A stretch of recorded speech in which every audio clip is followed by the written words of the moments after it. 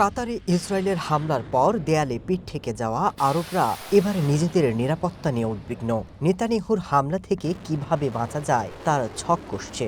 অনেকে নেটোর আদলে সামরিক বহর গড়ে তোলার কথাও বলছেন।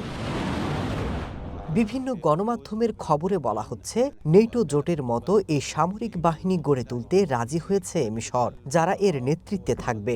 সাথে থাকবে সৌদি আরব। কোনো আরব দেশ বহিঃশত্রুর আক্রমণের শিকার হলে এই বাহিনী মুহূর্তেই তার জবাব দেবে। বিশ্বের সবচেয়ে বড় সামরিক জোট ধরা হয় নেটোকে, যার মাধ্যমে একসূত্রে গাঁথা ইউরোপীয় দেশগুলো।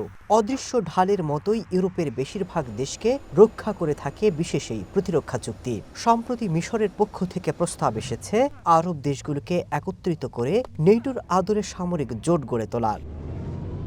বিশেষ এই বাহিনীতে প্রাথমিকভাবে 20,000-এর মতো সেনা পাঠাবে মিশর। দেশটির সরকারি সূত্রের বরাতে এমনটি জানাচ্ছে সংবাদ মাধ্যমগুলো। পরিকল্পনার প্রধান সহযোগী হিসেবে সৌদি আরবের নামও রয়েছে। এক্ষেত্রে সংশ্লিষ্ট দেশগুলোর প্রশাসনকে চাপ দিচ্ছে মিশর সরকার।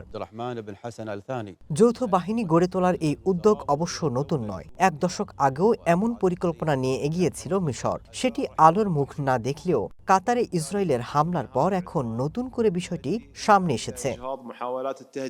এদিকে ইসরায়েলের আগ্রাসন মোকাবিলায় ইসলামী দেশগুলোর প্রতি সামরিক জোট গঠনের আহ্বান জানিয়েছে ইরাক। দেশটির প্রধানমন্ত্রী মোহাম্মদ শিয়া আল সুদানি বলছেন, গাজা এবং কাতারে ইসরায়েলের হামলার জবাবে ইসলামী দেশগুলোর ঐক্যবদ্ধ হয়ে সামরিক জোট গঠন করা উচিত।